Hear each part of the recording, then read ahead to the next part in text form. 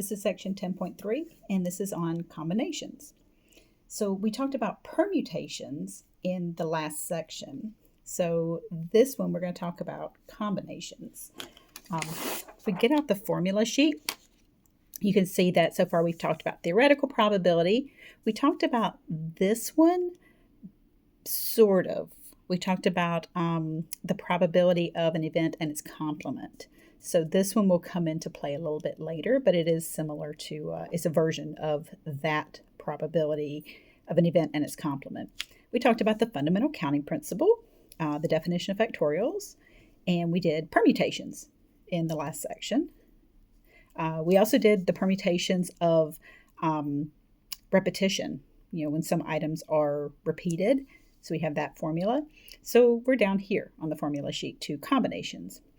Much like with permutations, we have this factorial version of the formula, but we're not actually going to use it. Again, we're going to use the calculator to do the computations for us. Okay, so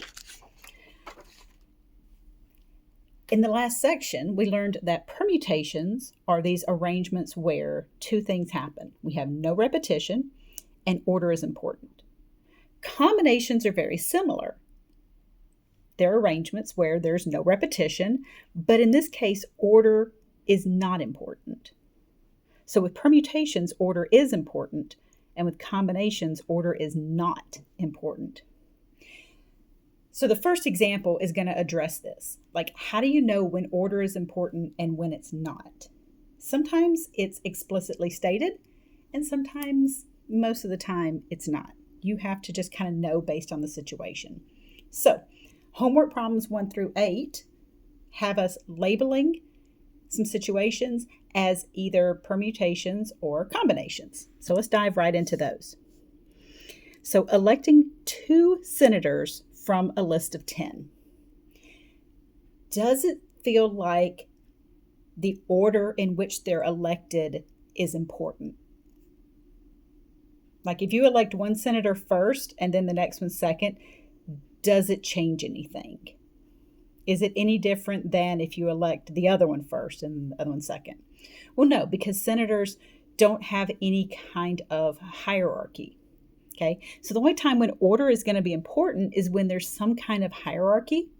So it's like the difference between a committee and something like that has like a president, a vice president, a treasurer, some kind of hierarchy to it. So this is a combination because the order is not important. Okay, this is like just a 2-person committee. The order in which they're elected does not matter. How about the first, second, and third place finishers of the Chicago Marathon? So do these 3 things require that order be important or not? Well, obviously order is important, right? Because you got some kind of a hierarchy. You've got like first, second, third, right, going on. So order is important here. So this arrangement would mean that it's a permutation. Because remember, permutation, order is important. Combination, order is not important. How about choosing 6 volunteers for medical research?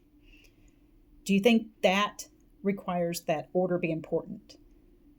Is the order in which these 6 volunteers chosen, does it change anything? Well, no, right? This is like a 6-person committee. There's no hierarchy or anything.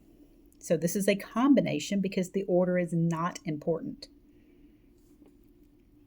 How about a 2-card hand in blackjack? So let's say that you're holding 2 cards in your hand. Let's say you're holding a 4 and an ace. If you change the order and you have an ace and a 4, does it change your hand? Does the order of those cards change the overall, hand that you have? No, it doesn't, right? So it's a combination. All right, let's flip to the next page. How about an 8-character password? Okay, yeah, now Order is definitely important, right? If we have an 8-character password and we type that password in and those 8 characters aren't in the correct order, then we're going to be told that our password's not correct. So the order is definitely important because those order of those characters that we type in are important. How about the batting order for 10 baseball players? All right, listen. It tells you, right? So that's kind of cool when that happens. Literally telling you the order is important. All right, so it's a permutation. Remember, permutation, order is important. Combination, order is not important. How about 4 families randomly selected to win a trip? Do you think the order is important? Does it matter if you're one of those families, does it matter if you're selected first or if you're selected fourth? Does that matter? Well, no. You guys are all winning the same trip, so it's a combination because the order's not important. How about a 3-digit combination on a combination lock? Well, the order is important, right? If the combination to your locker is 5, 10, 15, and you do the combination 15, 10, 5, it's not going to open. The order is absolutely important, which makes it a permutation. This one, I love this one because you're like, look, it literally says combination in the problem twice. It must be a combination. Nope. Nope. Because the order is important. So, yeah, that one's just put there just to mess with you. Okay, the number of permutations of n items grouped R at a time, all right, was this formula. So remember this from the last section? We did these permutations. Here's, where we found these on the calculator. So it's the math menu. We go over to probability and we go down. And these are the things that we've used so far. We've used that NPR in the last section and the factorial. We're about to use NCR as well once we get to the combination formula. We're not going to use the factorial. We're just going to use the NPR.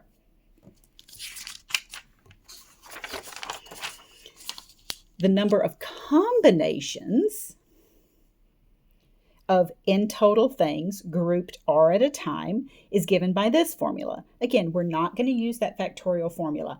Alex will. So as you're doing the homework problems and you're looking at Alex and say you click on the show me an example, it's going to use this. But just know that you don't have to because we're going to use this menu in the calculator to do the computation for us. So you're welcome. All right, example 2. This is homework number 9. In 6-card poker, each player is dealt 6 cards from a standard 52-card deck. A total of blank different hands can be dealt. So this is how it's worded in Alex. Okay, so we know there can't be any repetition, right? You're dealing out 6 cards from a standard deck of cards. So you can't get the same card 6 times. It's not possible. You can't have the ace of clubs 6 times, right? That's just not possible. So we know there's no repetition. Is order important? That's going to dictate whether it's a permutation or a combination. So does order matter? Does the order in which you deal out the 6 cards for your hand in poker change? Well, no.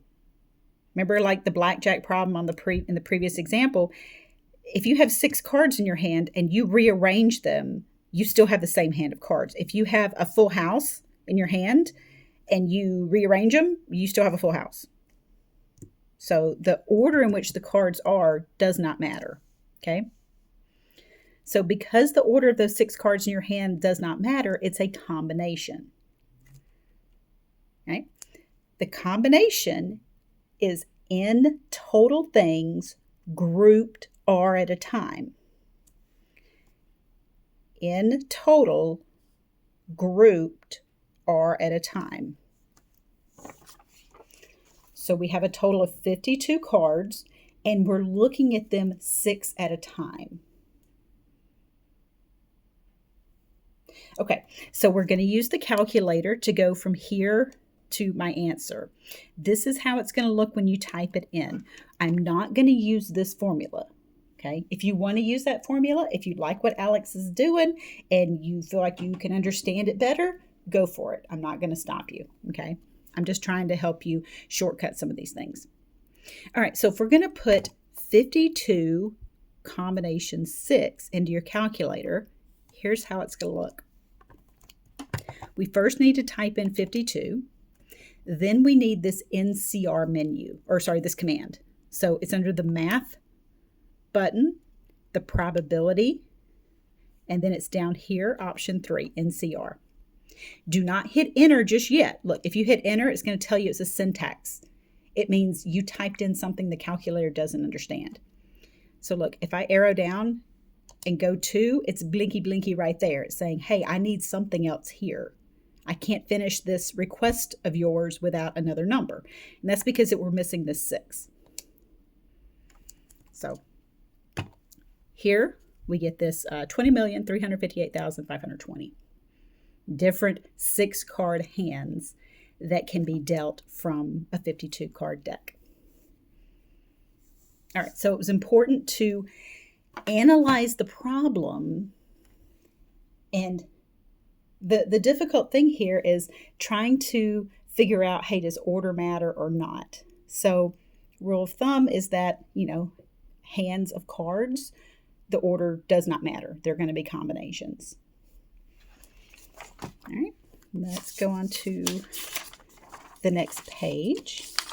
Let me fold this back so my paper doesn't keep trying to run off of the table here. Oops, scoot it over.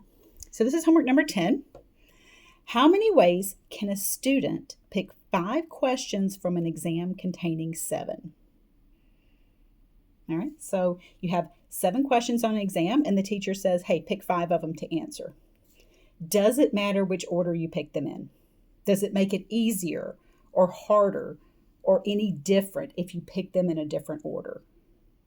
Well, no, it doesn't. I mean, you might think, like personally, you might be like, oh, I'm going to answer this one first because it's, clearer to me or whatever.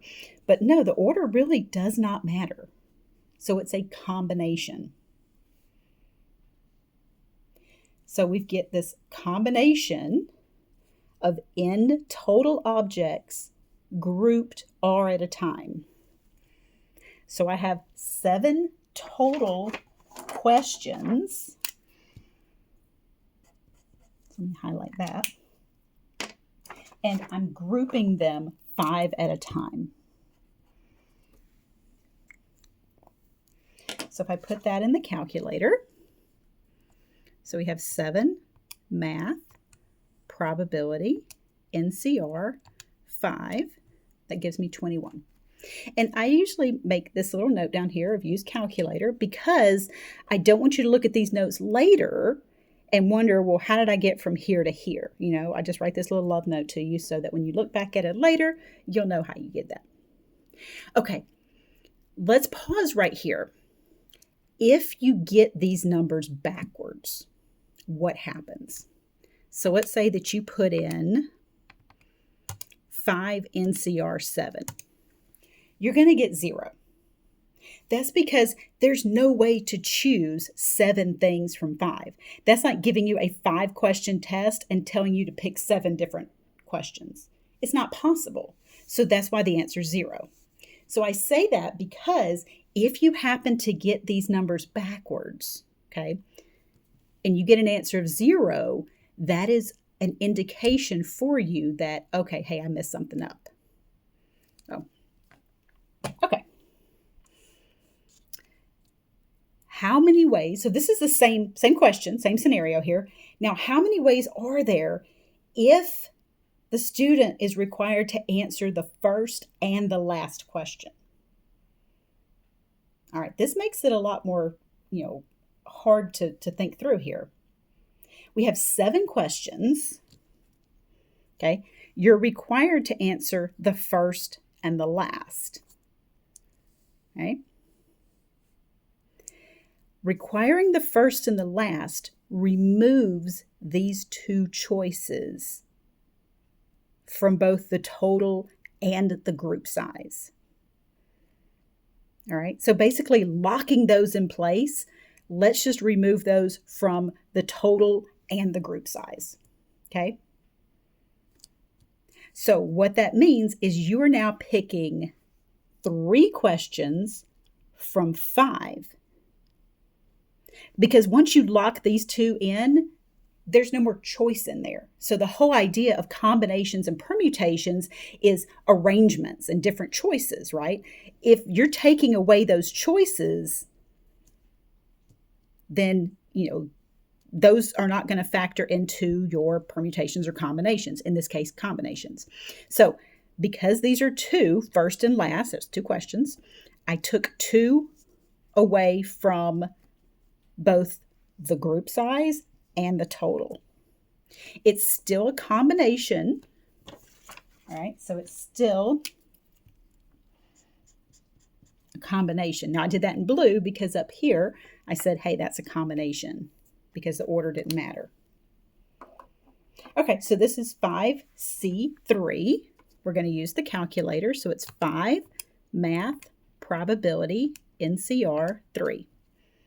So you should get 10. So I hope you're pausing the video and doing these computations with me just to make sure that you know how to do them.